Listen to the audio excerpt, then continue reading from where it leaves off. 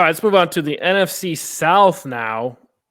Starting out with the Tampa Bay Buccaneers at minus 275. Vegas very high on them. Um, Mm-hmm. I like to think I'm very high on them as well. They have pieces everywhere. Good running back, good receiving core, great defense. I even like Todd Bowles. The one question I do have is they have a 46-year-old quarterback who I understand had a phenomenal season last year. How long can that continue? And we say this every year, but what's your initial thoughts on Tampa Bay being minus 275? Well, the minus 275 makes sense for me in this division because they should win the division if we're looking at just on paper who these teams are and their reputation and everything.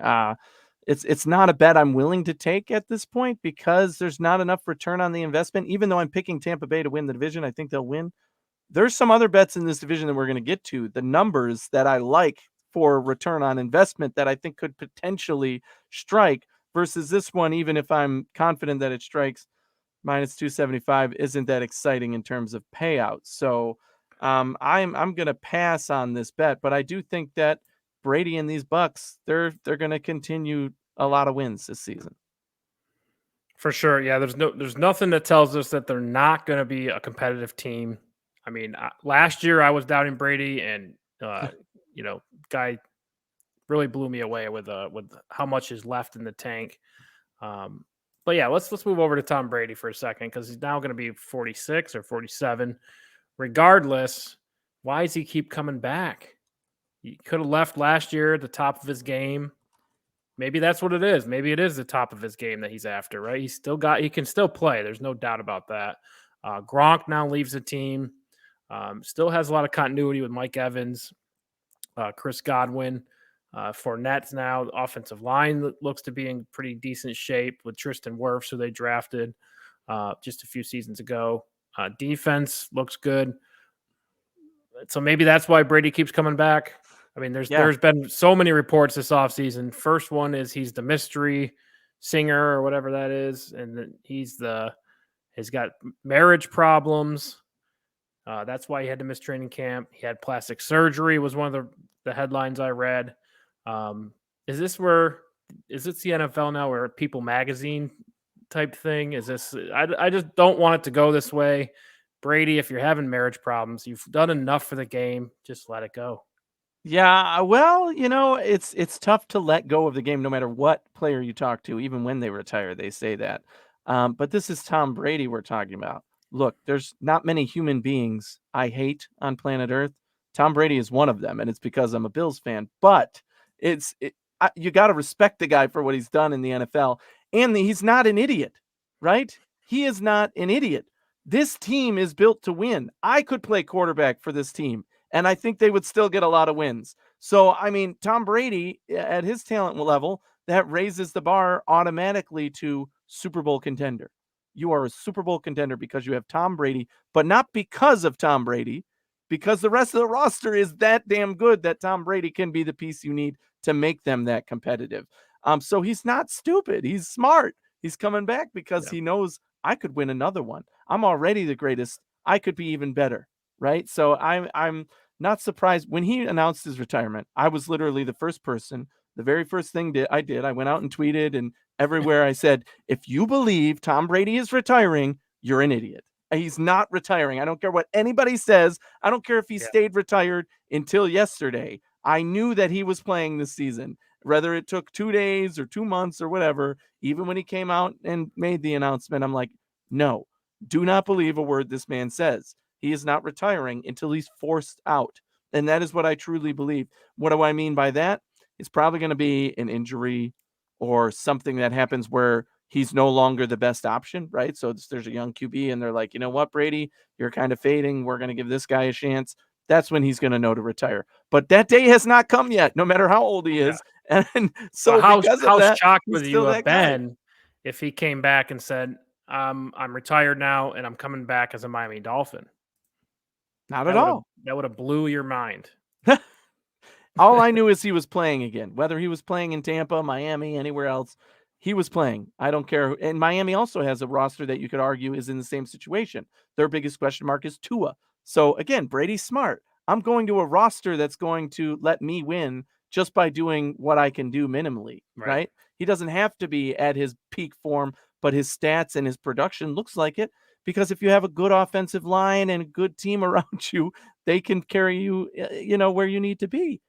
But yeah, so that's I don't know about all this, whether he got plastic surgery, whether he's having trouble with his wife. That's this man's own business, and I hate the guy. So I'm telling you that even I don't care about that. I just want to see, what does he Right. do on the football field, and eventually what happens when he falls Right. from grace He's on the got to be football getting field. close to some career records. Just because he's played so many more years than the other guys, um, you would expect him. All these records are going to be, you know, broken He's at going to be some the guy. point if he keeps playing, right? So then the new thing will be everyone has to play to their 50 to break Brady's records, right? So anyway, very unique situation. It's actually kind of fun to pay attention to. This guy's going to be 50 before he stops playing. I think so. Anyway, yeah, moving on to Todd Bowles. Can this team be successful with Tom Bowles? Defensive-minded head coach, not really a rah-rah guy. I always liked him when he coached the Jets. Always had a good defensive game plan. I think they had a 10-6 season in there too. That missed the playoffs at 10-6 with Todd Bowles. But how does he impact, or what changes do you expect to see under Todd Bowles for this Tampa Bay team? I think it's less about changes and more about consistency, right? Can they maintain the level of production that they had, especially on defense? And Todd Bowles was the perfect guy to do that, right? Plenty of experience as a head coach. He has commanded defenses before, and I think that's the part where you need the coach to take over here. This is one of, a very talented, if not one of my favorite rosters on defense in terms of the names that they have. You look at Vita Vea, Devin White, Levante David, Shaq Barrett. I mean, the Antoine Winfield. I mean, it just goes. I love this team. I love this defense, and it's tough for me to admit that because Tom Brady's on the team. But Todd Bowles and this defense are going to do good things in this league. They are going to compete with the best of teams in this league. Now, the struggles on offense, the offensive line, when those become issues, can a defensive-minded coach, or is the defensive-minded coach the right guy to deal with that situation? Maybe not, and maybe that is what eventually holds this team back, but it's not going to be the defense, and it's not going to be under the leadership or, questions of whether he is the right guy. It's going to be issues on offense that have to get resolved, and that's where, if anything, you would have more confidence in Tom Brady and the guys who are there to work it out already. I believe they will continue the success. That freight train is going to keep rolling under Todd Bowles and not come off the tracks. Right. I agree with you 100% on that, just because I think there was some headbutting between Tom Brady and previous coach Bruce Arians. I think that's gone now, because we know Todd Bowles is he's kind of a laid back guy. He's not going to butt heads with Tom Brady because I don't think he wants to do that to his team. So a lot doesn't change. You have Tom Brady's offensive coordinator. Tom Brady's in full control now of the offense. Full control. Whatever he wants, he gets. There's no more, conflicting ideas or anything like that. So I think the game planning can be more efficient here. Todd Bowles always dials up a great game plan on defense. So they could be better because of this move with Bruce Arians retiring. All right, so that puts us at Tampa Bay 11.5 is the over under, and I think that's about right. I think Vegas always gets it right. And what do you think about this team at 11.5? Yeah, I have them right around 11 wins. So I'm betting the under on this one. And this is one of the bets I will take this season, is Tampa Bay under 11.5. I think that 11 is right where their peak is going to be. If it's a few less than that, 10 wins isn't going to kill them by any means. They'll still be a playoff team. But I don't know, with the competitiveness in this schedule and the question marks that they have early on, when you play teams like Dallas and Green Bay and Kansas City, you really have to be on your A game. And they have been lately a team that tends to turn it on in the second half of the season and when it comes down to playoff time. So while I believe they will make the playoffs, I am under for them based on this schedule and how it works out. Okay, yeah, I think the Rams and the Tampa Bay Buccaneers are the top two teams in the NFC this year. I think Green Bay takes a small step back. I think Dallas takes a small step back. So I'm going to go over here at 11.5. I think they can get to 12. with the 18-game schedule. It's the easier division in the NFC. It's probably between the NFC East and the NFC South on which one has less competitive teams. But Tom Brady ended the season great last year, right? Second overall in yards on offense. They were first in passing offense last season, first in passing touchdowns. You just can't ignore that. Like I said, I think the machine or the train, as you mentioned, is more efficient. I think with Todd Bowles being the head coach, it's more fluid. And Brady, sitting out the training camp, the guy doesn't need training camp anymore. Yeah. But I do think one impact is Gronk is not with the team. Maybe he signs halfway through the season or something like that. But that's the one hiccup I can see. But besides that, they still have the best, arguably the top 3 receiving core in the league, a great running back in Leonard Fournette. I think they continue to dial up great game plans on offense and defense and get to 12 wins. All right, so let's move on to the next one here. New Orleans plus 325. Kind of a shocker that New Orleans is the second team based on the Vegas odds and not Carolina. I'm not too shocked by that. I think New Orleans has more of a consistent reputation, and they have better players in my mind on their roster. They're ready to win now. I like this bet at plus 325. I like the odds, I should say. I would put a little bit on this and say, you know what, there is a shot. It wouldn't totally surprise me if New Orleans won the division. However, I do think Tampa's the better team and they're going to win the division. So for a little bit of a return, plus 325, right around 300 is my mark. If you've been paying attention of like, oh, okay, now I'm intrigued more by this.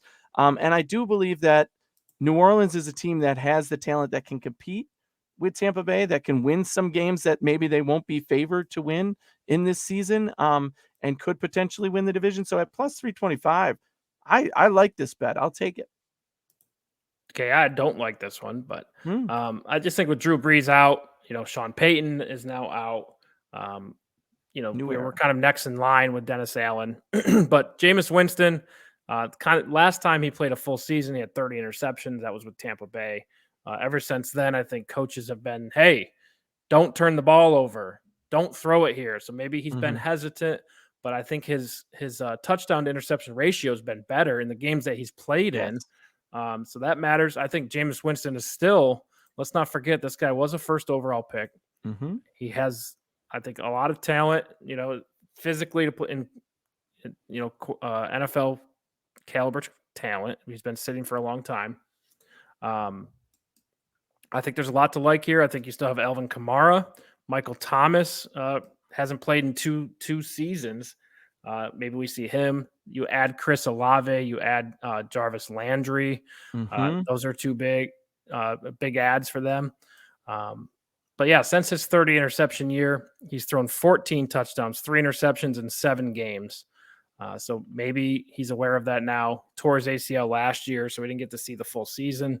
What do you think about Jameis Winston? Yeah, this is exactly why I like the bet at plus 325. I am higher on Jameis Winston than most. I think that he is being underrated for what he's been able to do and improve on. Yeah, he used to be that guy that threw an interception for every other, touchdown or whatever.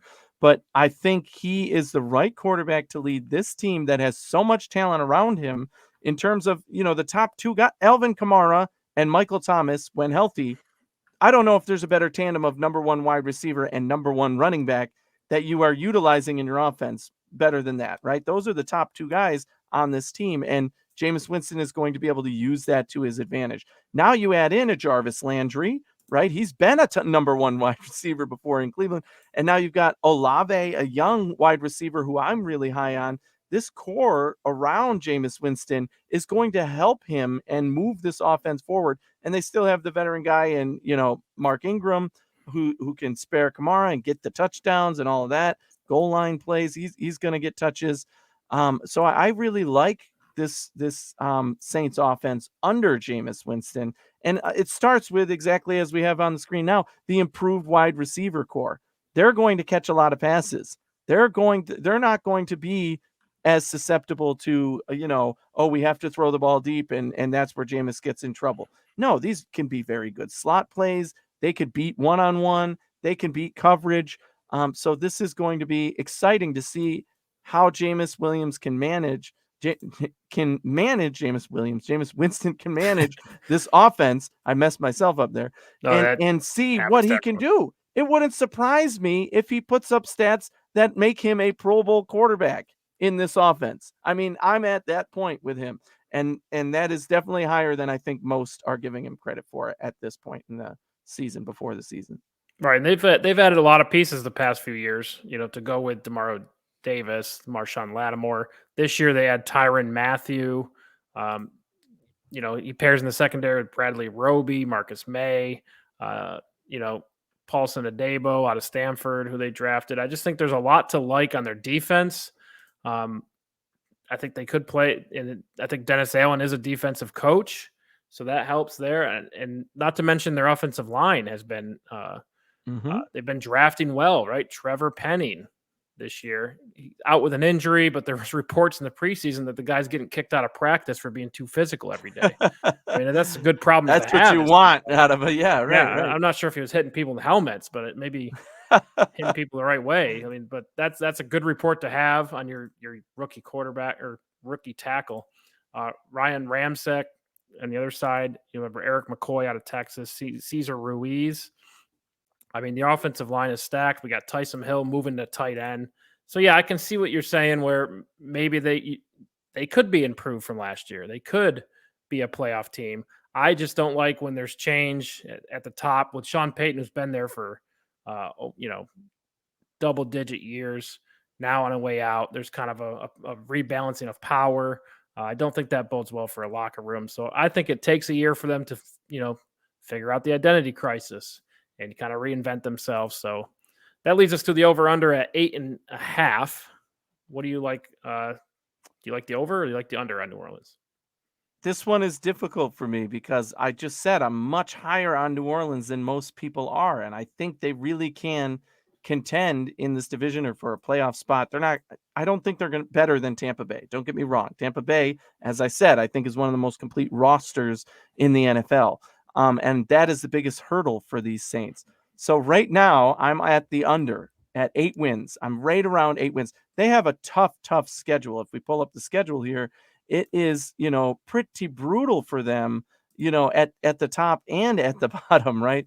So you open up with your divisional opponents, right? Atlanta, Tampa, Carolina, right off the bat. Those are always difficult games. Yep, 3 in a row. Minnesota, who I'm very high on in the NFC. Seattle, you'll be the favorite in. Cincinnati, who was just in the Super Bowl. Arizona, who's a very good team. Vegas, Baltimore, Pittsburgh, another light game. But out of those games, I mean, it's just a gauntlet of a schedule. So I believe this team is capable of doing great things, but when it comes down to who are you going to beat and how are you going to beat them, I am at 8 wins for this team confidently. I'm not at 9 wins confidently. So I'm probably just avoiding this bet, but if I had to, I would take the under at 8. Okay, I think I'm on the under as well.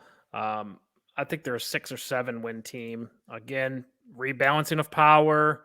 We don't know what Jameis Winston is. We just don't know. He could come out and throw a ton of interceptions and be the same player. We just don't know. They have a late bye week. You like to think that, right before the bye week, they're at San Francisco, at Tampa Bay. Before that, they're, Rams at home, and then the Pit at the Steelers. So that, like you said, schedule is going to be a tough road for them after the bye week. At Cleveland with Deshaun Watson, we don't know what that'll be like. At Philadelphia, who was a tough team last year, and Carolina, who I think is a tough team to finish it off. I just don't like it. I'm going to take the under on 8.5. I think they're a 6 or 7 win team, but I think if they can show some signs next year, I think they could be competitive. Let's move on to third in the division here. Carolina plus 1,100. This team played well on defense. Their defense is absolutely loaded. We continue to see Christian McCaffrey go through injuries. Really, the problem Carolina has had is being able to find a quarterback who can play well enough to win. Right? I think they're around that 500 mark when it comes to the record and playing games, but maybe the quarterback got them below that. Sam Darnold's just not it, is where we're at. So, what do you think about plus 1100 for Carolina? Well, this is a tempting bet for sure. When you're up into the plus 1100 and you're talking about a competitive division, it's a tempting offer. However, I just don't think Carolina's ready to win the division. They certainly put the pieces together that they want to compete now, and that they can, compete to try and beat the teams ahead of them. In this case, the Saints and Tampa Bay mainly. With Baker leading the helm, is he the guy to get them over the next hump? The biggest thing for them is keeping Christian McCaffrey healthy, right? And if they can do that, they will be competitive. And I think that's going to be, the heart and soul of this team. But when you bring in a guy like Baker, my biggest fault with Baker is that he consistently, it seems like they're trying to prove, the team was trying to prove, Baker's trying to prove, whoever you put the blame on, he's trying to prove that he's an elite QB when all he needs to do is do what's in front of him, manage this roster, be the leader of the team, hand the ball off to the best player you got, which in this case is CMC. When he was with the Browns, it was Chubb. So it's a similar situation. I'm not sure I see Baker getting better, and I'm not sure I see this team taking the next step over the teams in front of them, even though this looks like a pretty nice payout. Yeah, overall, I like the odds. I do think this is one of the better bets around the league because Carolina does have talent everywhere. Yes. And now they have a capable quarterback. Say what you want about Baker Mayfield. He's on that mark of average or above average. Maybe just doesn't have the clutch thing. Can't lead his team down when it counts most. I think from what I've seen, that's kind of been his issues. But the guy can still play quarterback and play it well. This is a huge upgrade from Sam Darnold, in my opinion. And right out the gate, Baker versus the Browns week 1. What do you think? Revenge time.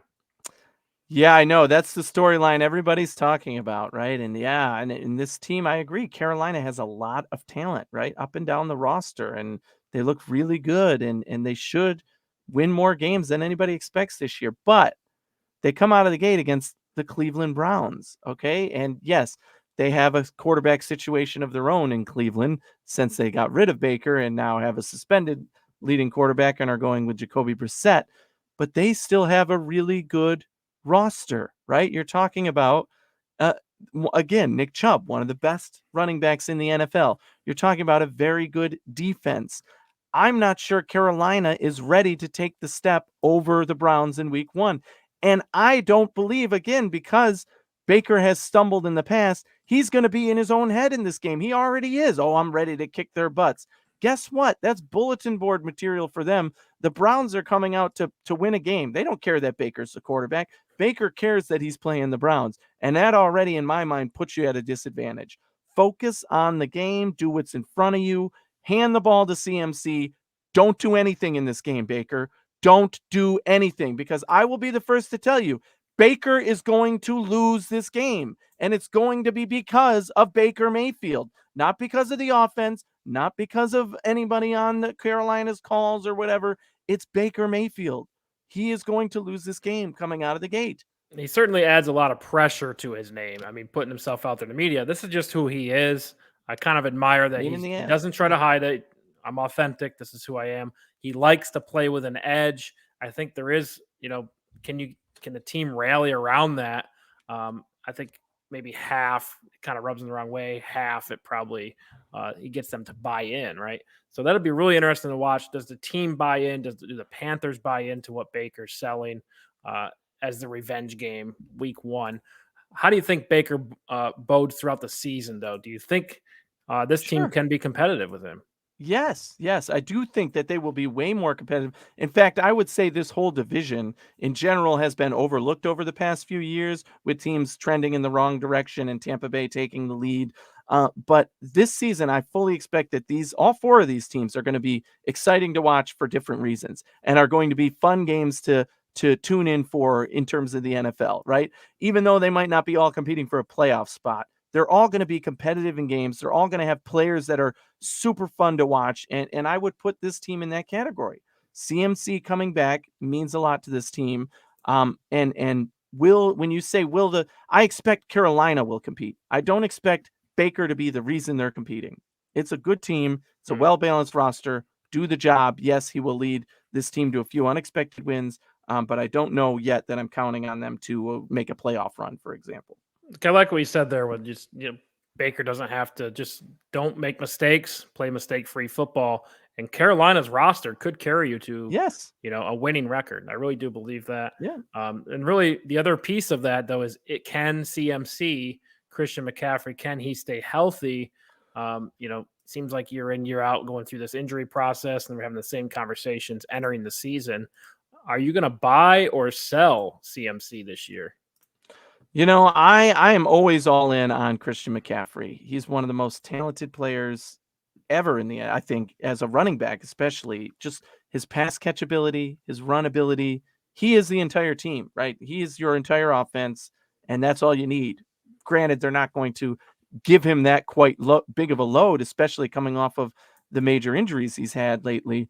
But the bottom line is when you have a playmaker like that, you get him the ball and you let him make the plays. And I think that's what this team will do. They have ways of keeping him healthy, right? You still have depth. You've got Chuba Hubbard, who you drafted last year, Dante Foreman, guys you trust to be able to run the ball. Pass catching, you want Christian McCaffrey in on those plays, right? You Mhm. have better guys to make plays in terms of your wide receiver core. DJ Moore is still there, top wide receiver in the league. Robbie Anderson has kind of been up and down, underperformed. Mhm. I love Terrence Marshall Jr., who they drafted last year. LSU. Yep, that's a good Yeah, pickup.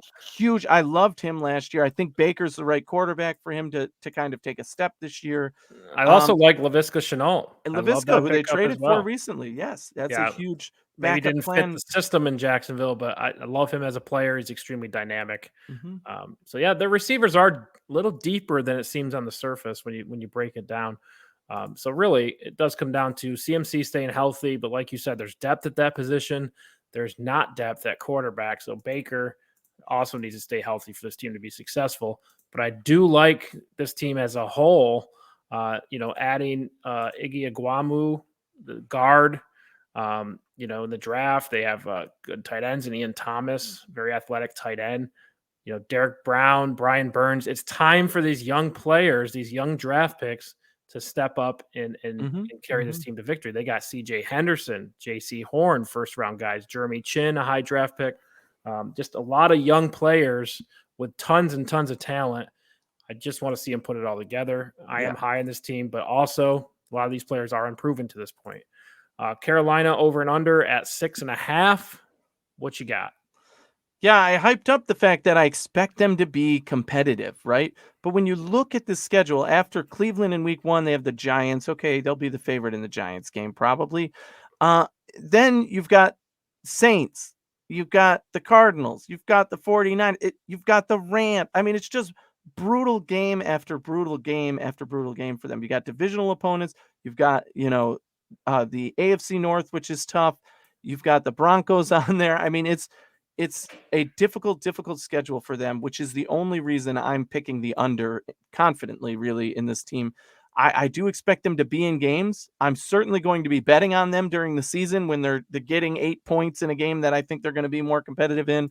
But when it comes down to winning the game, I just think that these teams that they face are going to be more talented and more ready to win now than this Carolina team. So I expect them to be competitive, but not win as many as 6 games. So I'm Right. taking the under and I'm betting on it this year. Yeah, because I think New Orleans and Carolina are closer.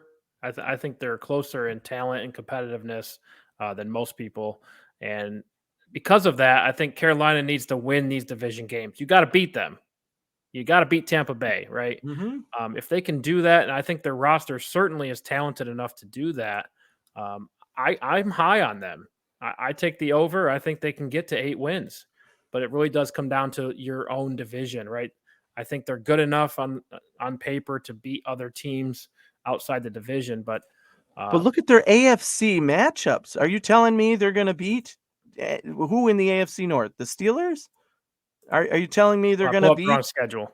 the I think they Broncos? could beat the Steelers. Yeah, they could beat the Steelers. With a young quarterback, and I mean Brian Burns off the edge, Gross Matos, Derek Brown in the middle. These are athletic cornerbacks as well. J.C. Horn, C.J. Henderson are extremely athletic cornerbacks. Jeremy Chin, very multiple, can play linebacker, can cause a lot of confusion. So, yeah, I think the Steelers are a good matchup for them. It really it comes down to the offense executing. Baker's played the Steelers numerous times in his career. He's beat them before. I think it's a good matchup for them. I'm higher on them than most people because I think their young talent is deep. It's deep on this team. There's a lot of first-round picks on this team, and I think that helps them. So we know they have to compete in this division, but when you look at the AFC matchups, I just can't give them that win total. But that's okay. We disagree. I'm at the under. You're on the over. Not to mention they have continuity with their coach. A lot of teams like the Broncos, they just don't have the continuity. I'm high on Carolina. I'll eat my words if I'm wrong, but I would take the over. Can't win them all. Anyway, Atlanta plus 3,000. Boom, baby. What do you think about Atlanta? Again, a lot of turnover here. Quarterback Matt Ryan leaves town. Creates some instability, right? They've had a stable quarterback for years and years.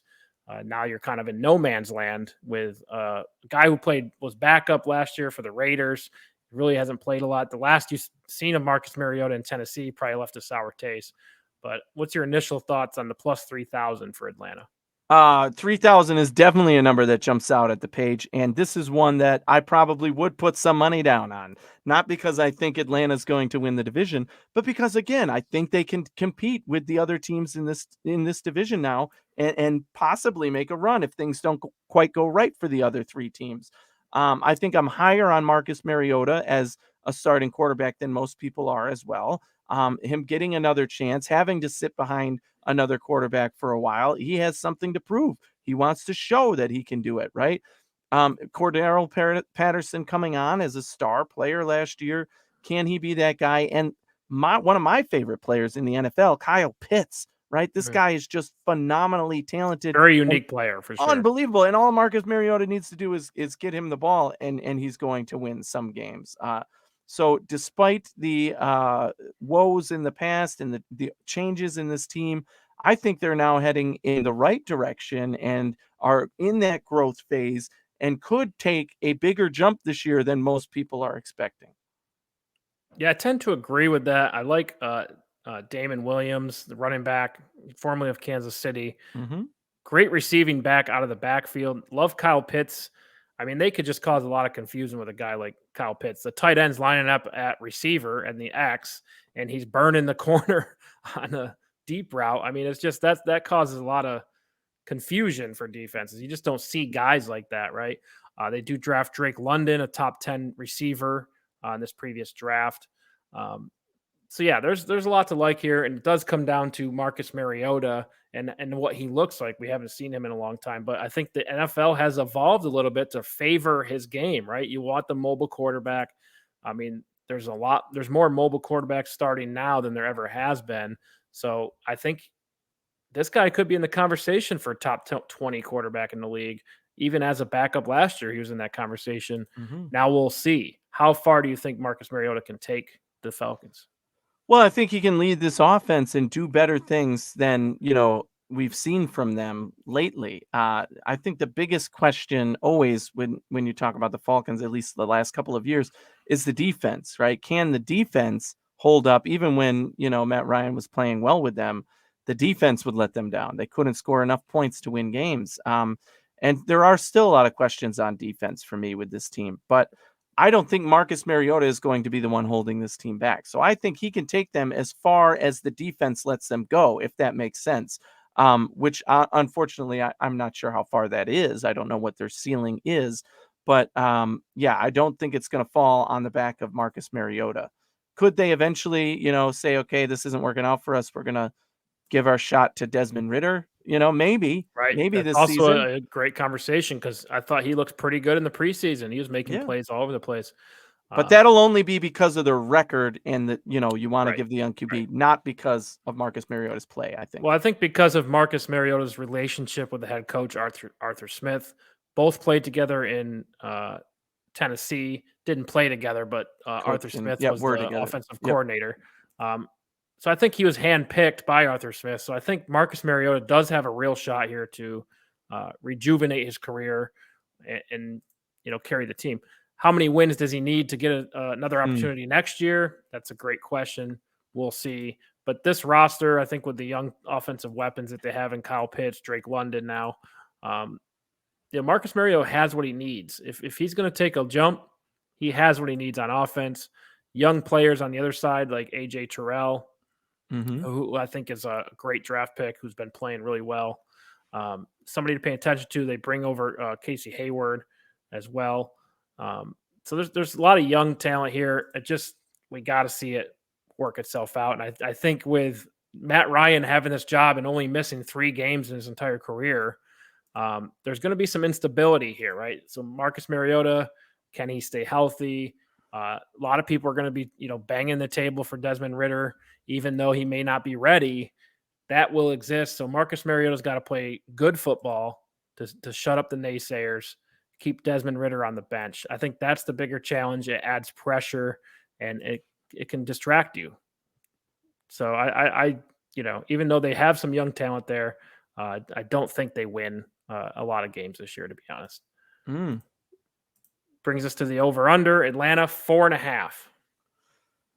Oh, this is a tough one for me, but I think I have to go over just barely at 5 wins, I'm going to say. Again, I think they can compete with some of the teams in their division. They're going to be closer in these games than they were last year or, were expected or projected to be based on, the past. Their defense is improved, even though it's still not great on paper. Their offense I really like. So I do think if we pull up their schedule, you'll see that, some of the difficult things they have in front of them are similar to the other teams in this division that we've talked about, right? You start out with Saints, who I just spoke highly of, the Rams, Seattle, okay, you can beat them. Cleveland, where they're really good. Tampa, San Francisco, Cincinnati. Carolina is the team that I think will be entertaining to watch. Carolina, Atlanta, those are either way winnable games. But the difference between them and the other teams is they play Chicago. They play Washington, right? They play Pittsburgh as well, which I think is a winnable game for them. They play, a brutal end of the schedule, but I'm right at 5 wins for them because I think they will win at least 1 or 2 during the season that they shouldn't. And there's a few here where I think they will be the favorite when it comes down to it. So I'm taking the over at 5. Yeah, I mean, I don't think they win a ton of games. I'm at 5 or 6, just like you. This team's they have a lot of pieces. I think that gets them to 5 wins. I love Kyle Pitts' game, Cordell Patterson. Like I mentioned, Damian Williams. These are guys that, can bring you up to a win. They're hard to stop. And Atlanta gave people headaches, even though they didn't have a winning record. These players gave people headaches last season. So yeah, I think they're 5 or 6. I think Vegas is a little too low on them. So I'll stick with 5 or 6 for Atlanta. I like it. Take the over. So we'll call Carolina my Cinderella team on the year. I just think there's a lot of talent there.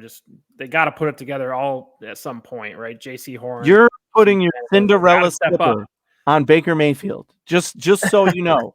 Just so you know. Like that's the problem for me. You got to put it in the Cinderella category first. If they had a Josh Allen or a Pat Mahomes, they wouldn't be in the Cinderella category.